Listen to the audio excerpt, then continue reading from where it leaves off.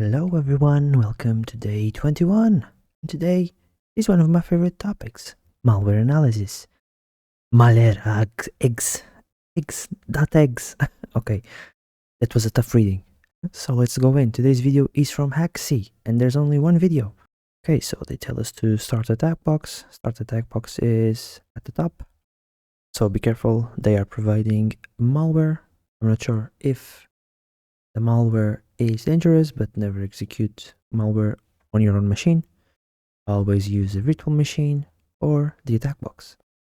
Okay, so what is going on today? So they start by saying that a lot of files go in and out of TBFC headquarters. And they ask the question, are there malicious files in one of those? Is King Malhare doing his Malhare things? Very interesting. In this task, we will investigate exactly that, more specifically HTA format. What it is, I'm not sure, but it means HTML application files. Very good, let's explore what these files are. So in the summer of 2025, researchers discovered ransomware groups were using these exact files, HTA, more specifically to spread epsilon red ransomware. Ransomware is that malicious code that executes on a computer, locks the files away, and you need to pay a ransom to get your files back.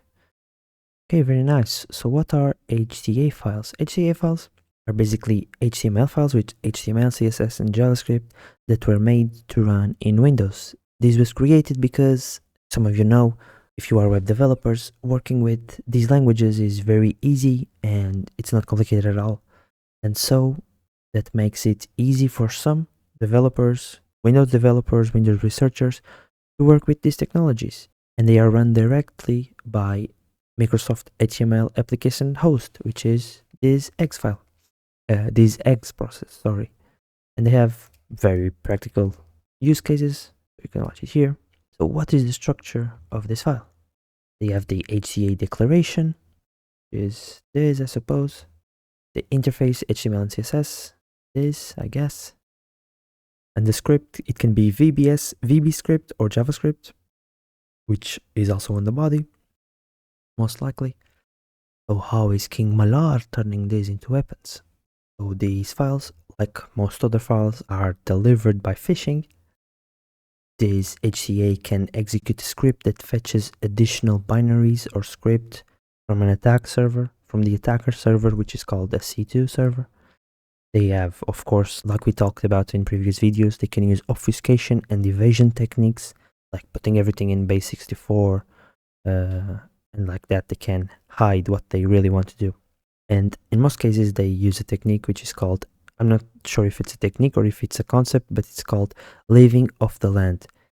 This in practice means living with what the land offers you. So example, if you have some terrains, you could make a farm and you are going to live off the land in real life. But in this case, what they mean and what they adapt the meaning to is HTA can use common built-in Windows tools, like this, for example. And like that, they sometimes don't even need to download or get tools that are outside the ecosystem. So they are living off the land. In this case, the land is Windows, which is a disgraced land for virus, but it's a very cool land. Let's not shit on Windows. And inside HTA, you'll often find small scripts that may be obfuscated or encoded, like any other malware analysis. Like I told you, don't forget about this if you are interested in it. John Hammond has amazing videos on understanding how malware works and taking some samples and understanding how those samples work, what are they hiding, etc. And they also, of course, work with obfuscation. And they give an example here. This is encoded from base64.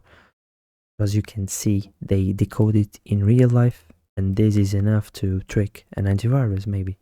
Yeah, there's also a VBScript, and they explain the from base64 thing. It's a PowerShell invocation, and they say that it can be instructions or a downloaded payload.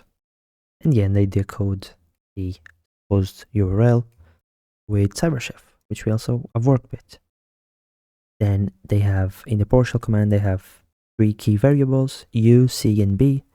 So U holds the decoded URL, C stores the content downloaded from that URL, and B converts that content into an executable script block and runs it directly on memory. As you can see, these patterns are very powerful for malware. And yeah, and they say this last part, which is very important. So if a variable ends up inside a function like run, execute, or eval, that's a sign that downloaded data is being executed. So now we're going to analyze a suspicious email. Not email, malware. And if we not CS, LS, we have the survey here.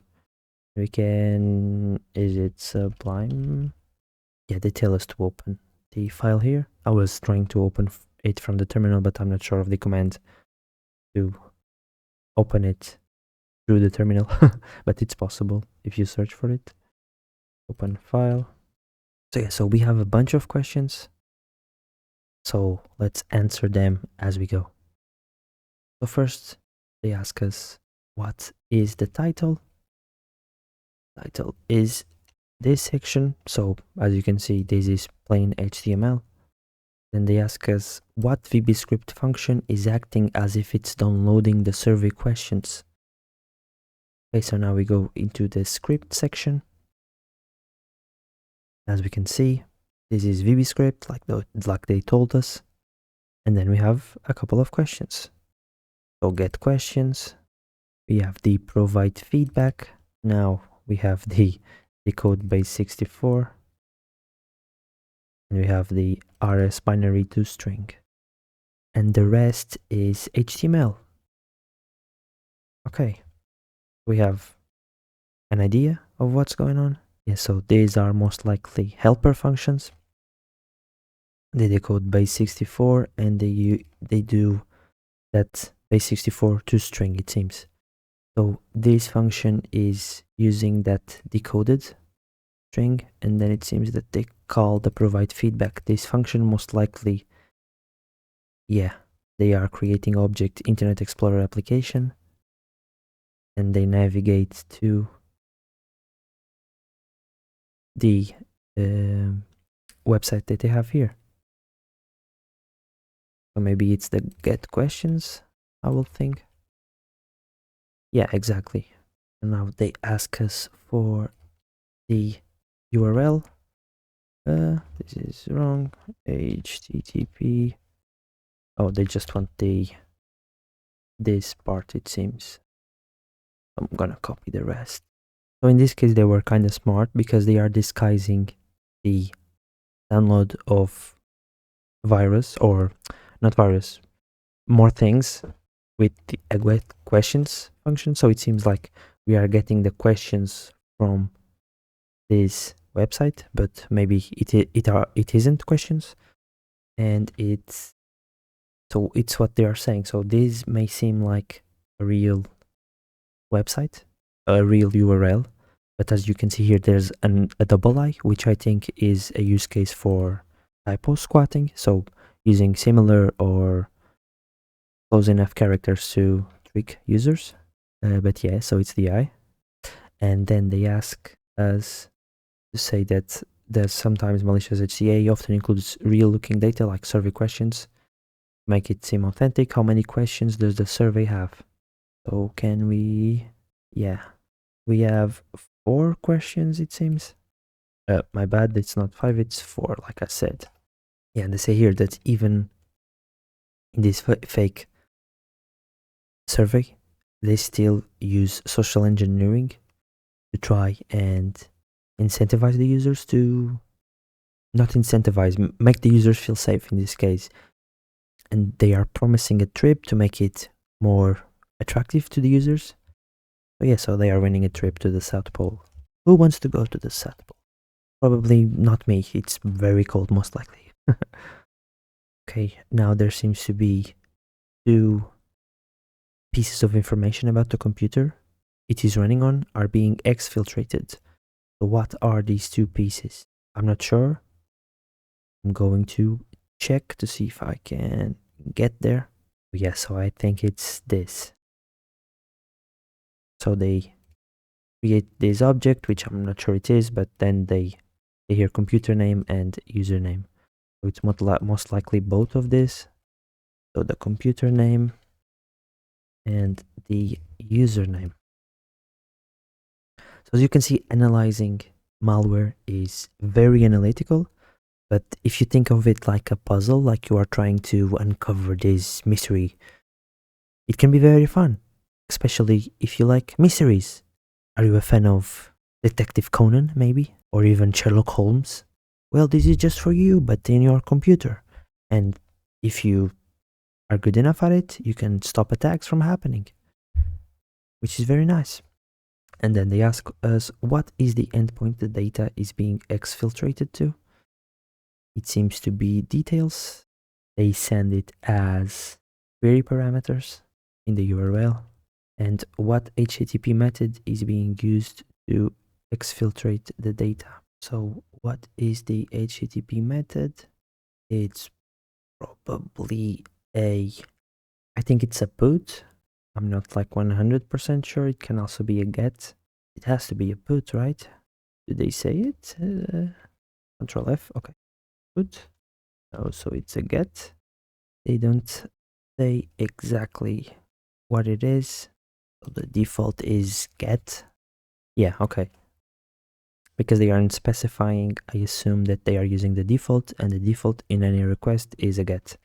I can see they specifically saying get, but if you don't specify the method, most likely get. Yeah, then they say that the actual code from get questions is being executed, and they say that for us to find it, and it's most likely this. So it's run object, run PowerShell, eggs, nope, hidden. Yeah, so it's using the hidden flag to hide code, probably. Copy this. Check. It is. Haha, nice. But can we download this? You can see it's a blob of text. Let's go to cyberchef. So we are here in cyberchef. Let's use the magic thingy, and I suppose they want the flag. Oh no, the flag is... Oh, okay, the flag is... Okay, but wait, let's go to the first one. So the popular, it's base 64, not 65, damn it. This is probably a sign that 5 is strong in my life, because I want to type 4. I tried to type 4 2 times, and he here at this question, and now here, and he was always going to 5. So yeah, I'm unlucky with the 5 today. And they say for us to try and encode it again. So it's an array. So is it hexadecimal? No, it's not hexadecimal. Maybe if we get the flag and put it here, can the magic detect what is possible? Okay, so they can't seem to find it. But the words seem like they are scrambled, so maybe it's rot 13 because we have used it in... Okay, yeah, so this was a lucky, a very lucky call, but because we used rot 13 in other challenges, I thought that maybe that could be it. And if you notice, the words are, they look like shifted a number of keys. So yeah, so this was a lucky call, but it's rot 13 and then the flag. And voila. Okay, he's missing a word. Let's analyzed. Okay, nice. And now we have the side quests, and we can access them in SideQuest Hub. So yeah, so if you want to try and do the side quests, go for it. They have 4 now, it seems. They have the Great Disappearing Act, which... So they have the Great Disappearing Act, which is from the first weeks. They have the Scheme Catcher. They have Carrot Bane of My Existence. And they have Breach Blocker Unlocker. And yeah, so if you have time, I haven't had the time yet to do this one. I really want to do it, so maybe I will try my hand in the following days. I probably won't have the time to record and edit it. Yeah, if you want to have more points, go for it, try and do it, and have some fun with it. So yeah, I hope you like this episode. I really love malware analysis. I think it's really fun. It's like a puzzle to me. but I don't think I will do this for a profession because it seems extremely hard and it will probably take a lot of time to learn. But yeah, maybe you are smarter than me, most likely, so maybe you have a career in malware analysis. So have fun, guys, and I'll see you tomorrow.